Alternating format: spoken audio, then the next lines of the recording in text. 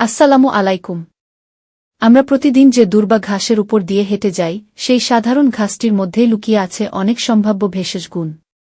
আয়ুর্বেদ ও লোকচিকিৎসায় শত শত বছর ধরে দুর্বা ঘাস ব্যবহার হয়ে আসছে। আজকের ভিডিওতে জানবেন দুর্বা ঘাসের বৈশিষ্ট্য, উপকারিতা এবং ব্যবহারের সময় কি কি সতর্কতা মানা উচিত। দুর্বা ঘাসের বৈশিষ্ট্য 0-20 মিনিট। 1 দুর্বা ঘাসের বৈজ্ঞানিক নাম সিনোডন ড্যাকটিলন। এটি খুব দ্রুত ছড়িয়ে পড়ে এবং প্রায় সব ধরনের মাটিতেই জন্মাতে পারে।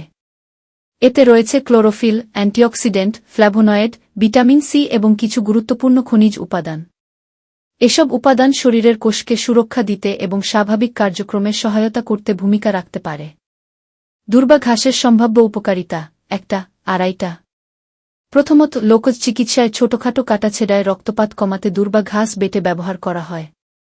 তবে বটক্ষত হলে অবশ্যই চিকিৎসা নিতে হবে। দ্বিতীয়ত, এতে থাকা অ্যান্টিঅক্সিডেন্ট শরীরকে ক্ষতিকর ফ্রি র্যাডিকেলের প্রভাব থেকে রক্ষা করতে সহায়তা করতে পারে। তৃতীয়ত, কিছু গবেষণায় দেখা গেছে দুর্বা ঘাসে প্রদাহ কমানোর সম্ভাব্য বৈশিষ্ট্য রয়েছে। তবে এ বিষয়ে আরও গবেষণা প্রয়োজন। চতুর্থত, লোকচিকিৎসায় হজমের সমস্যা কমাতে এবং শরীরকে সতেজ রাখতে দুর্বা ঘাসের রস ব্যবহার করা হয়। তবে এর কার্যকারিতা সবার ক্ষেত্রে একই রকম প্রমাণিত নয়। পঞ্চমত, অনেকেই ত্বকের ছোটখাটো সমস্যায় দুর্বা ঘাসের পেস্ট ব্যবহার করেন। সংবেদনশীল ত্বকে ব্যবহার করার আগে অবশ্যই সতর্ক থাকা উচিত।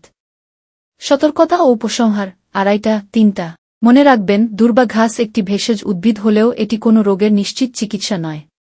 রাস্তার পাশের বা কীটনাশকযুক্ত ঘাস কখনোই ব্যবহার করবেন না।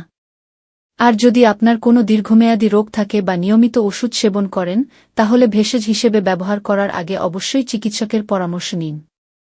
ভিডিওটি যদি তথ্যবহুল মনে হয়, তাহলে একটি লাইক দিন, শেয়ার করুন এবং এমন আরও স্বাস্থ্য বিষয়ক ভিডিও পেতে আমাদের পেজটি ফলো করুন। ধন্যবাদ।